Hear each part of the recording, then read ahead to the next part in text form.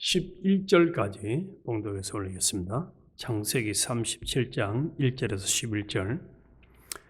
야곱이 가나안 땅 곧 그의 아버지가 그리워하던 땅에 거주하였으니 야곱의 족보는 이러하니라.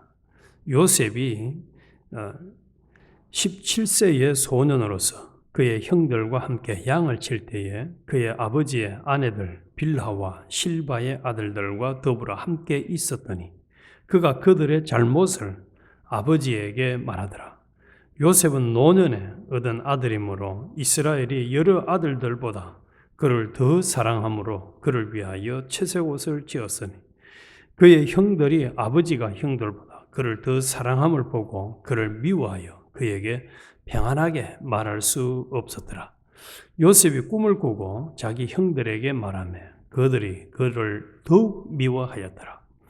요셉이 그들에게 이르되 청하건대 내가 꾼 꿈을 들으시오.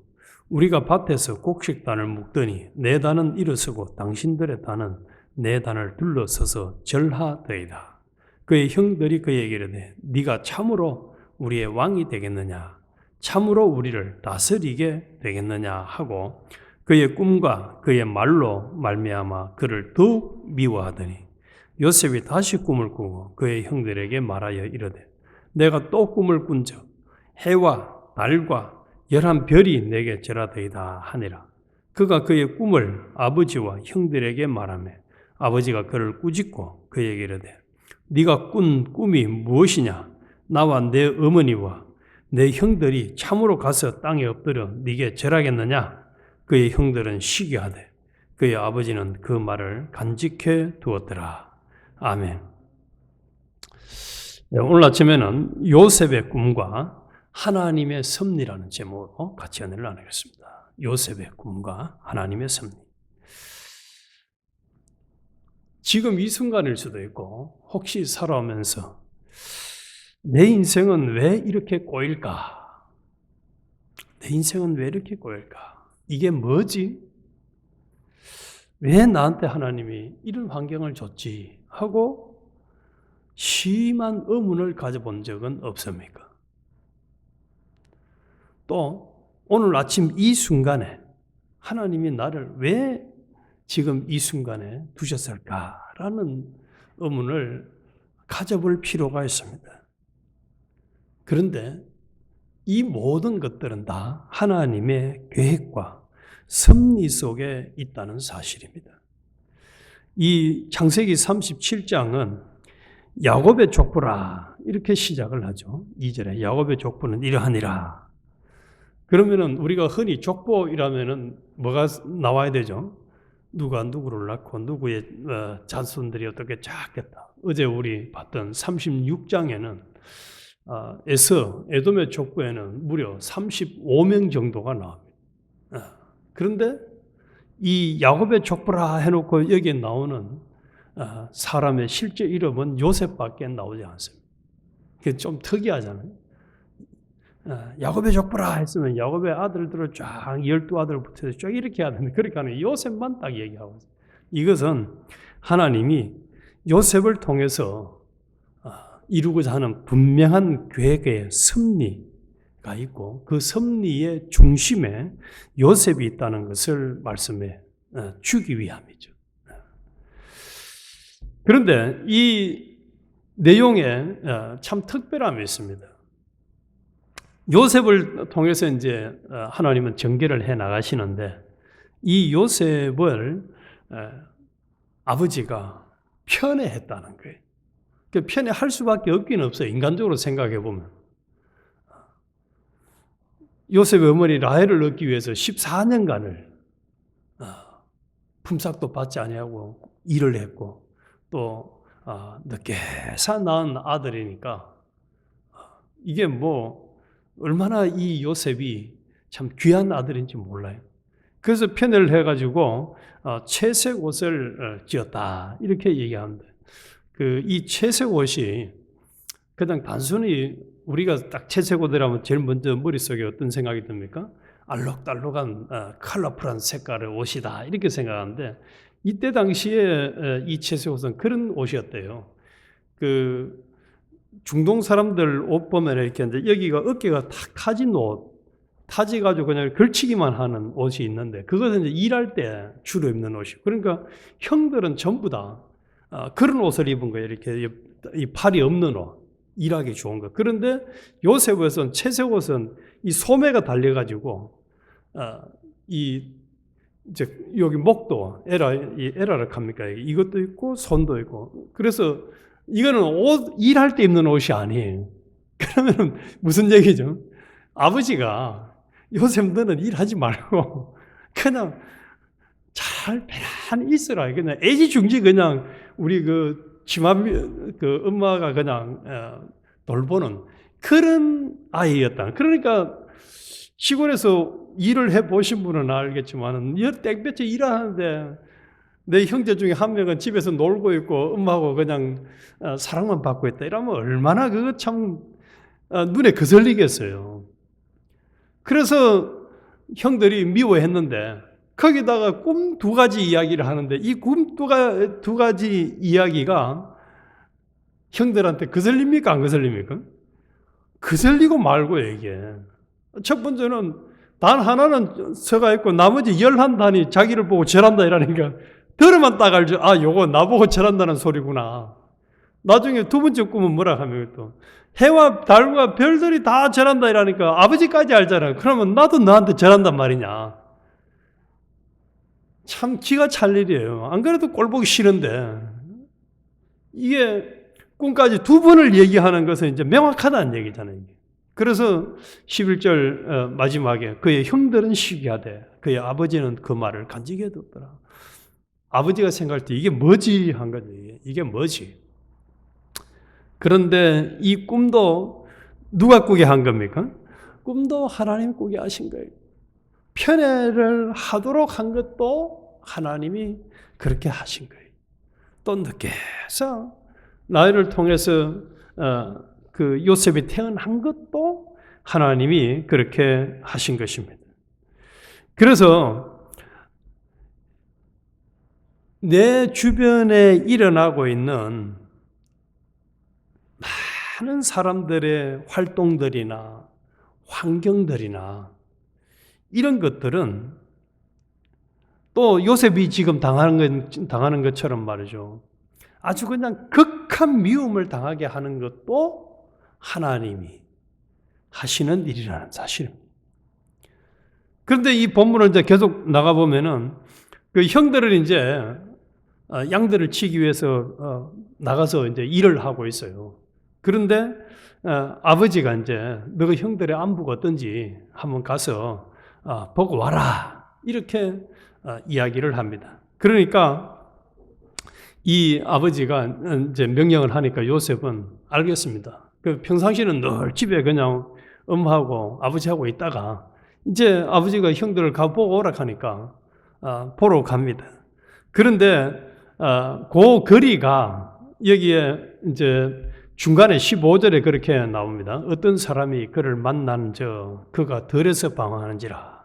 그 사람이 그에게 물으되 네가 무엇을 탔느냐. 그래서 요셉이 형들이 어디 있는지 잘 몰라가지고 이렇게 두리번 하니까 이제 그 요셉의 모습을 보고 너 누굴 찾느냐 이렇게 물으니까 16절에 내가 내 형들을 찾으니 청하건대 그들이 양치는 곳을 내게 가르쳐 주소서 하고 묻습니다. 그러니까 그 사람이 그들이 여기서 떠났느니라 하고 이야기를 합니다. 그래서 그들의 말을 들으니 도단으로 가자 하더라.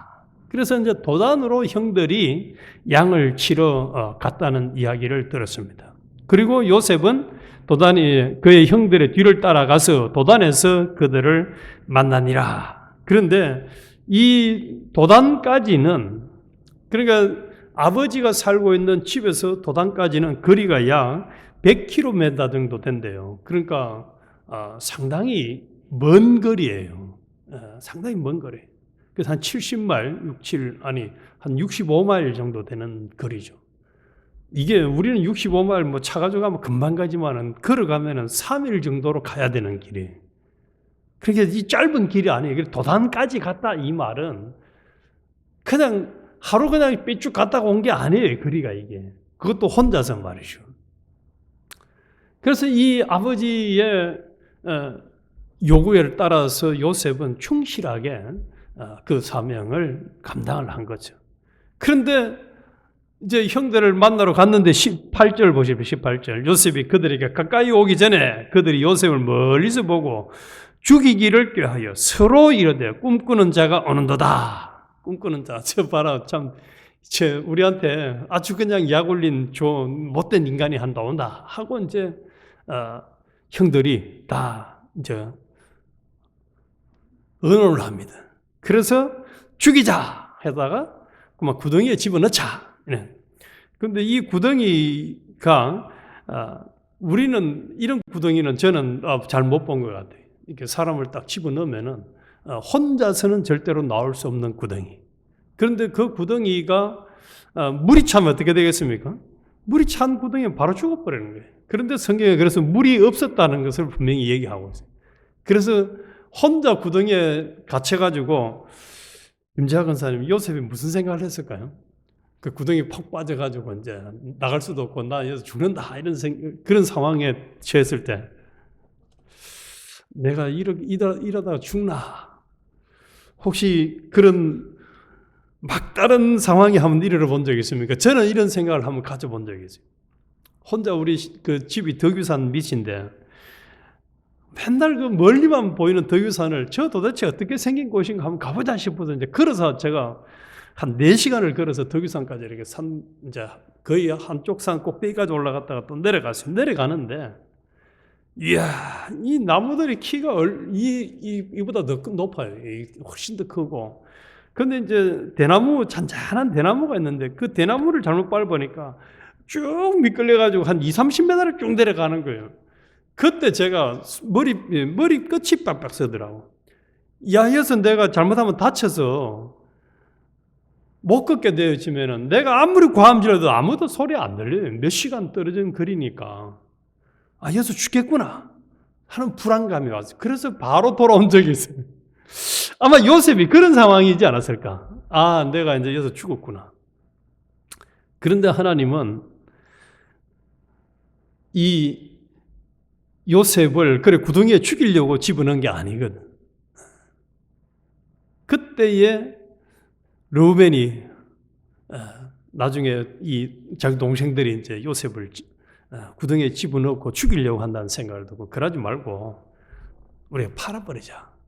그래서 마침 이제 이스마엘 장사꾼이 지나가는 것을 보고 그에게 은 20에 팔았다는 것이 이제 오늘 본문에. 그리고 마지막 36절 그 미디안 사람들은 그를 애굽에서 바로의 신하 친위대장 보디발에게 팔았더라. 이게 이제 37장까지의 내용입니다. 그래서 이 요셉은 자기가 꿈을 꾸고 아버지의 그 요구를 따라서 이제 충실하게 한편으로는 사명을 감당한 거죠. 자기가 해야 될 사명을 감당을 했는데 결과는 어디까지 왔습니까?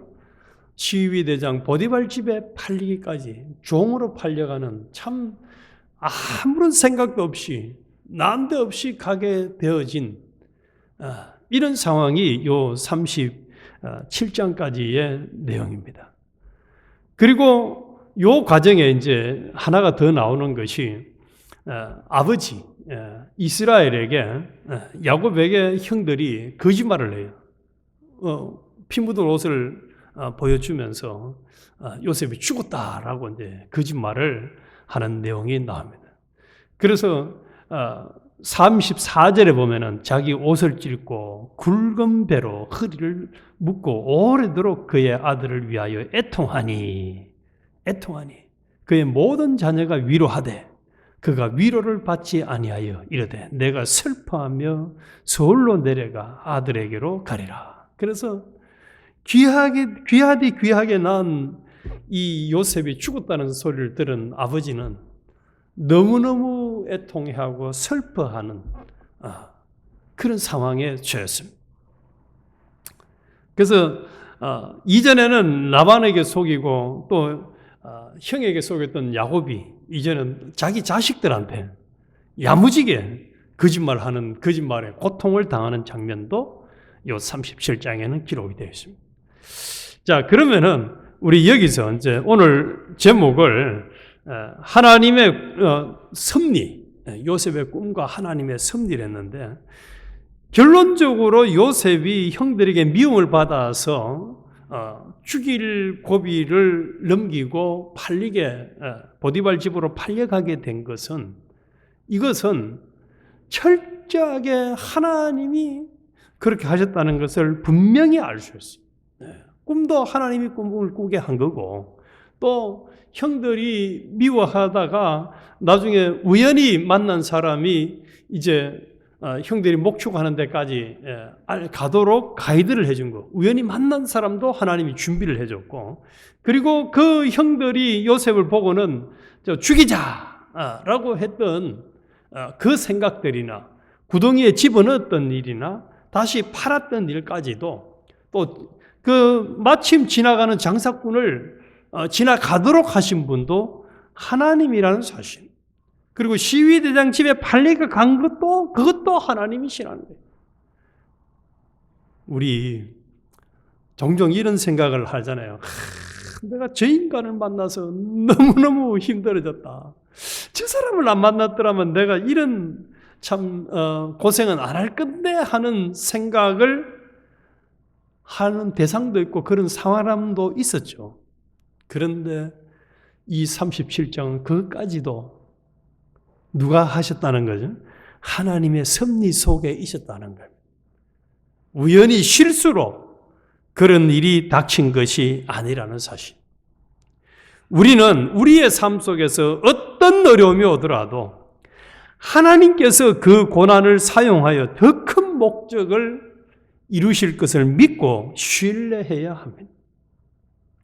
하나님의 계획은 우리의 이해를, 우리의 계산과 경험을 초월하지만 결국에는 우리를 위한 최선의 길로 인도하시는다는 사실입니다. 그래서 우리 하나님은 세상 사람들이 볼 때는 제일 연약한 사람 같은 사람, 이런 사람도 하나님께서 사용하신다는 사실.